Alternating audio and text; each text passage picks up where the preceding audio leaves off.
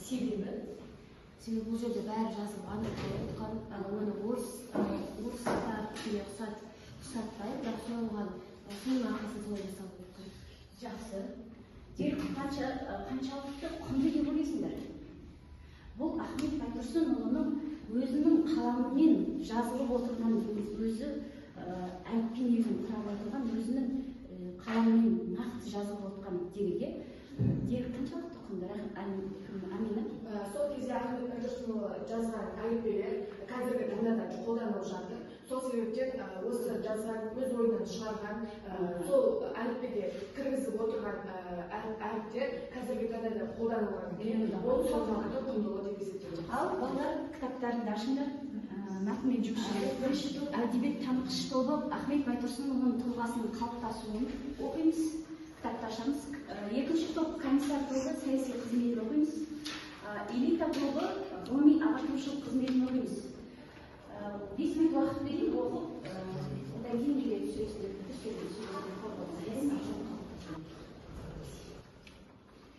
ал уақыт болады алды.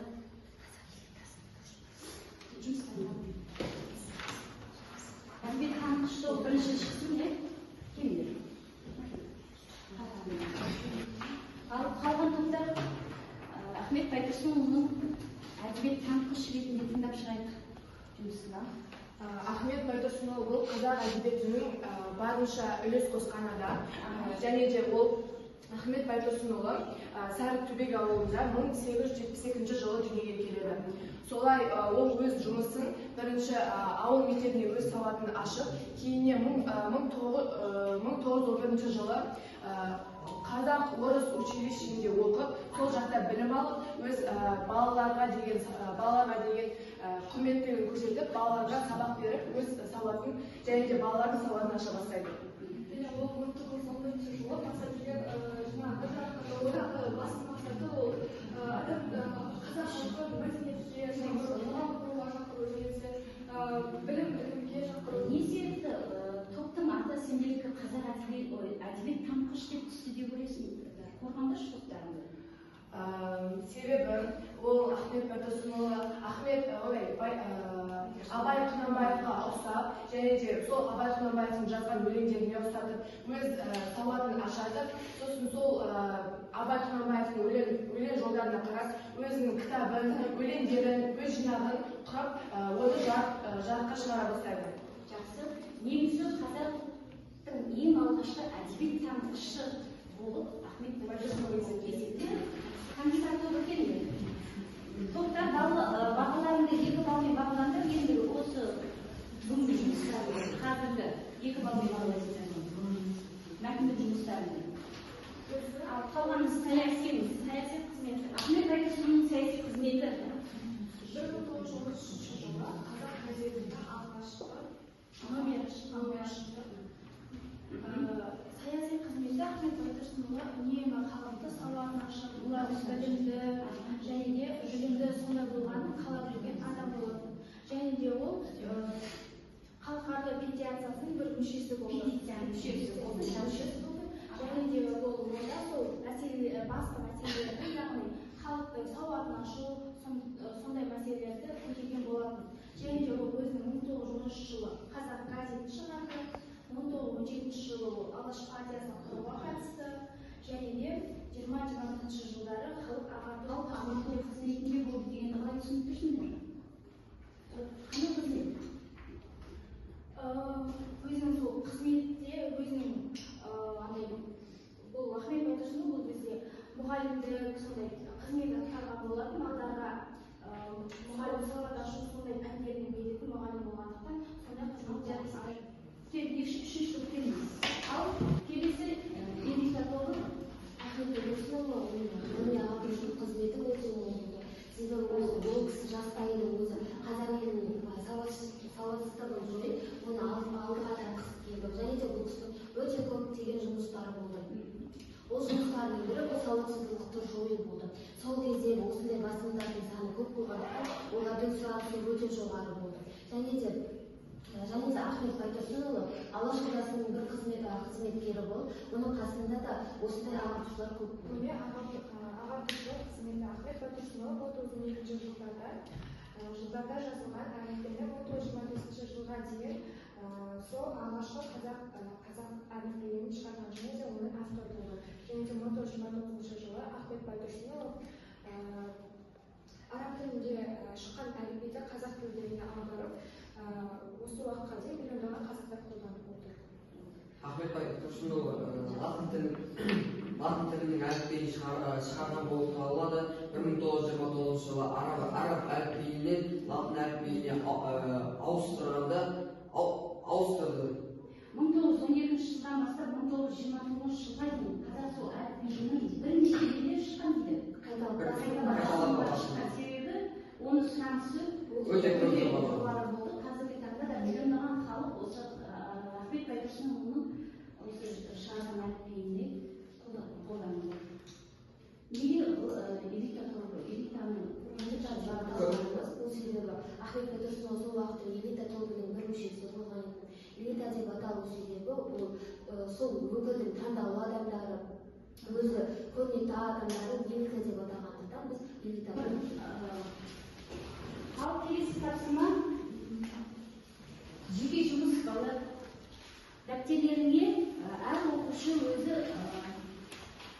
дәл осы қазақ жазуы мен тіл саласын сіңірген еңбегі, екінші жағына еңбегін жазамыз, үш дәлелдеді. Қоғамдық саяси өмірдегі белсенділігі. Дискурсқа қараңызшы, Байтұрсынұлының қоғамдағы саяси өмірге қазақ жазуы мен тіл ғылымы саласына сіңірген еңбегін анықтайсыздар. Қазақ жазуы мен тіл саласына сіңірген еңбегін үш дәлелдендіреміз және қоғамдық саяси өмірдегі белсенділігін үш дәлел келтіреміз. Әр оқушы өзі. Уақыт 2 минут уақыт берейін.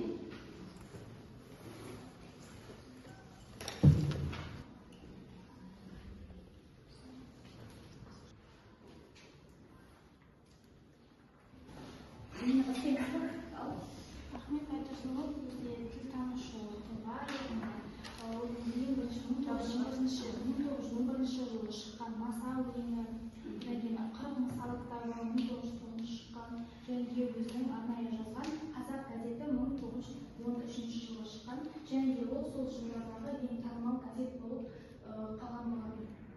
Жақсы. Қоғамдық саяси өмірде белсенділігі қоғамдық саяси өмірінде бұл саяси жақтан бағана айтқандай қарқаралы партиясының өзінің мүшесі болды. Сол жақтағы өзекті мәселелерді, басты мәселелерді көтерді. және Алаш партиясының мүшесі болды. Алаш автономиясының мүшесі болған тұста ол нені көтерді? Сол қазақтардың негізгі мәселелерін және негізгі мәселесі жақсы. Амина отыра отырыңыз. Ахмет Байтұрсынұлының негізгі мақсаты бұл қазақ халқының мәдениетін және де сауаттылығын көтеру болды. Және де ол бір сөзіне айта кеткенде, ол менің осы мақсатым қамтамасыз ететін қазақ өлкесінің өз мәдениетін көтеретін үкіметтерге мен барынша өз көмегімді тигіземін және де сол үкіметтердің бір қызметін атқарамын деп өзімнің ескертуім болды. Жақсы. Үнемі қазақ халқының мәдениеті мен материалдық жағдайын көтеретін болсам, мен әрдайым дайынмын деді. Қазақ халқына осы қызметке қандай халық көмектессе, мен оған дайынмын деді. Жақсы жарайсыз. Үшінші топтан бір оқушы оқыңдар ал. Ахмет Байтұрсынұлы қазақ еліне жазуының тіліне сіңірген еңбектерінің бірі бұл. Араб әліпбиін ауыстырған болды. Көптеген басылымдар жазды. Бұл басылымдардың нақты бір жұмыстары бұл сауатсыздықты жою болды. Және де газет шығарды. Газет шығарған жылдары бұл 1913-1918 жылдары шығарды. Қоғамдық саяси өмірдегі белсенділігі бұл алаш ордасының бір қайраткері болды. Елдің сауатын ашты. Және де басты істерінің бірі бұл қазақ қыздардың білім алуына құқықтарын. Газет шығарды деп отырмыз ғой. Газетке негізгі мәселе не жазылды? Нені қосылды? Қазақтардың мәселесі. Дұрыс айтасың, қазақ мәселесін тағы ол қазақ газетінде қазақтарға көрсетіліп жатқан және де қазақ қыздарына деген қандай қарым-қатынастар болып жатқаны, қазақ әйелдері қай жаққа барып жатқандары және де қандай қызмет атқарып жатқандары, қазақ кезінде не мәселе болып жатқандары сол қазақ газетінде жазылған болатын. және салт дәстүр, оқырмандар саны өте не болды? Өте жоғары болды, жақсы. Ал бірінші топтан қайсысын оқисыңдар? Ахмет Байтұрсынұлының қазақ жазуы мен тіл саласына сіңірген еңбегі бұл қазақ тілінде әріптерді шығарып, және де 1921 жылы барлық әріптерді қосып қазақ әліппесін шығарған. Араб тіліндегі сөздерді және де сөйлемдерді, әріптерді қазақ тіліне аударған, және де ол өзінің қазақ тілінде қазақ әдебиетіндегі шығарушы болып танылған. Қоғамдық саяси өмірдегі белсенділігі бұл жаңағы айтып кеткендей өз қазақ халқының материалдық жағдайы мен сауатын көтеру мақсат еткен, және де сол саяси тұрғыдағы халықтың білім беру мәселесіндегі өзін әрқашан көтеріп жүрген. Жақсы, жарайсыңдар. Ал балдарымды екі балға қоссаңдар болады, балдар осы жұмысқа, жеке жұмысқа. Келесі тапсырма балдар, сұрақ жауап арқылы сұрайын. Көрініп тұрма балдар? Қазақ әдебиеті мен өнерінің көрнекті өкілі қоғам қайраткері Ахмет Байтұрсынұлының дүниеге келген жері қай жерде дүниеге келді? Жақсы. 1913-18 жылдарда Ахмет Байтұрсынұлының редактор болған газет Қазақ газеті. 1909 жылы Ахмет Байтұрсынұлының жарыққа шыққан тұңғыш мысалда қай жылы шықты? 1911 жылы Ахмет Байтұрсынұлының жарыққа шыққан өлеңдері жинағы Масадан не айтқан балалар? Маса өлеңдері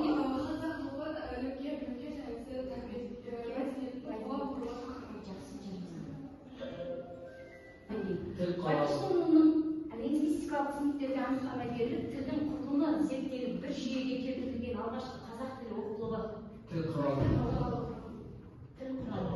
емес оқу құралы. 1920-28 жылдары Ташкенттегі халыққа білім беру институтында қазақ тілі және әдебиет тарихы мен мәдениетін дәріс оқыды. Ташкентте кім оқыды дейді? Осы Ташкент қаласында жаңағы әдебиет пен тарих мамандығы жолында қызмет жасаған. 1926 жылы жарыққа шыққан Ахмет Байтұрсынұлының құнды еңбегі халыққа арналған шәкірт ойы, әдебиет қазақ жерінде араб әліпбиі латынға көшірілді. 1929 жылы.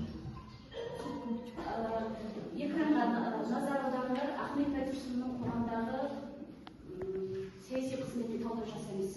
Жұптық жұмыс болады. Сұрақтар, мәтінде қандай жағдай баяндалды, болып жатқан маңыздылығын сипаттаңыз дейді. Бүгінгі тақырыпта біз Ахмет Байтұрсынұлының қай жағына жаңағы белсенділік болғанын анықтай аламыз.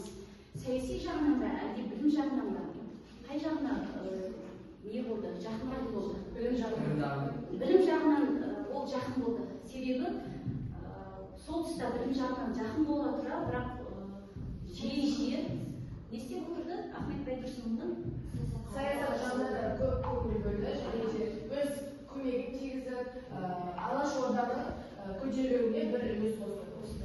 Мүшесі бола жүрді. Бірақ саясаттан гөрі ол білім ғылым жағын жақсы көрді. Бірақ оған не істемеді үкімет, мұрша бермеді, жасауынан. Соның 1937 жылға дейін бірнеше не істеді? Қайта уақытқа алып бірақ соның арасында жасап жатқан жұмыстары. Негізінен Ахмет Байтұрсынұлының ұлттық жазуды реформатор деп атаған дәлелдемекелік жалғасы бар. Жазушы реформатор деп атаған дәлелдемекелік жалғасы бар.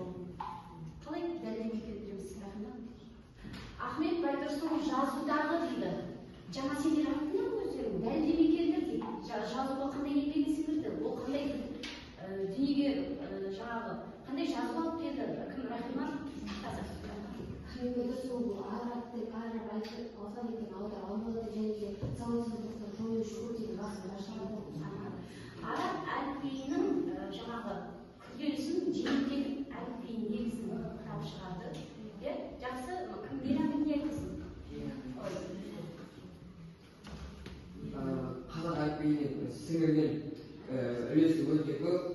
әліппесін шығарды. Ол араб тілінен аударды, түркі тілін араб тіліне аударды.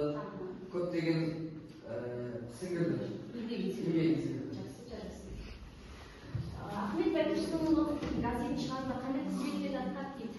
Газет шығарудағы қызметі дейді. Газет қай жылға дейін ғана шығарылды? 1913 жылдан бастап 1918 жылға дейін ғана шығарды. Одан кейін барып газетті шығаруға рұқсат етілді. Қалың көпшілікті сауаттандыру ісіне Ахмет Байтұрсынұлының үлесі қандай дейді? Қалың көпшілік дейді. Қазақ халқы үшін сауаттандыруға үлесі қандай Ахмет Байтұрсынұлының? өте көп. Қандай? Амина? Алина?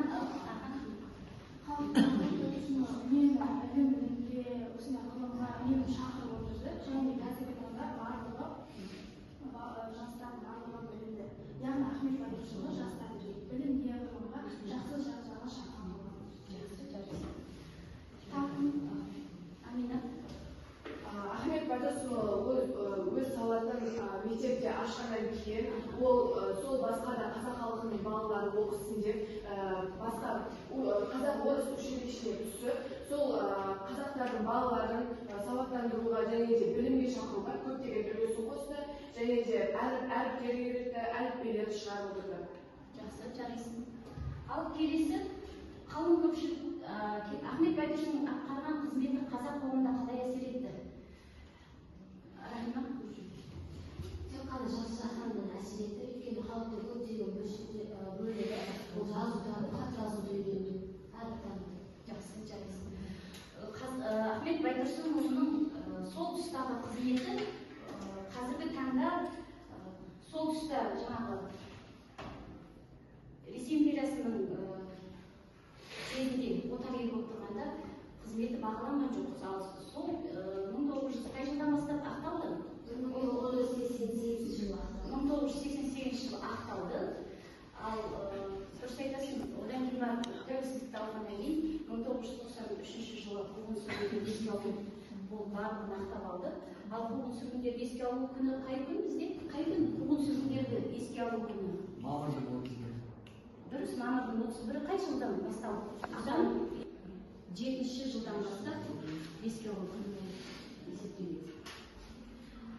Ал үй жұмысына балалар Ахмет Байтұрсынұлының 30 ұстаз екенін дәлелдеу арқылы өздерінің дәптерлеріне белгілеп алыңдар, осы бойынша жұмыс жасап келесіңдер.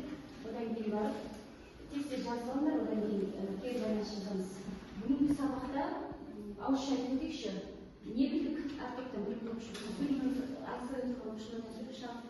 сабақта не білдік? Ахмет Байтұрсынұлының ұстазы екенін білдік. оның қай жерде дүниеге Қай жерде дүниеге сатып алды? Қай жылы? 1978 жылы. 1937 жылы желтоқсан айында не істейді? Ату жазасына кесілді. Өйткені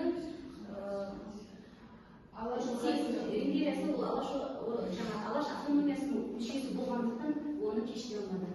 Жақсы. Келесі жарайсың. Мен сендерді екінші топтан бір оқушы айтыңдаршы. Сен бүгінгі сабақтан таңғалдырған Ахмет Байтұрсынұлының қандай тұлға екенін таңғалдырды?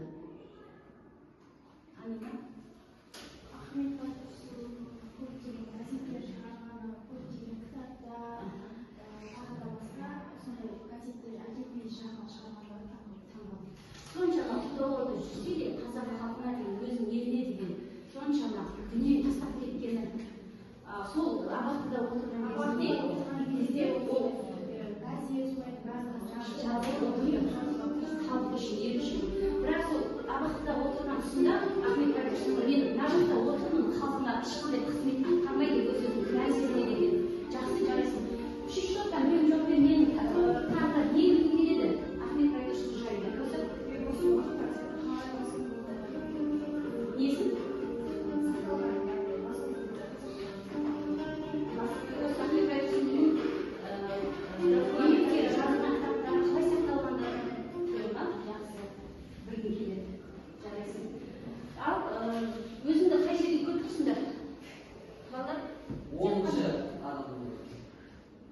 онда тұрсыңдар.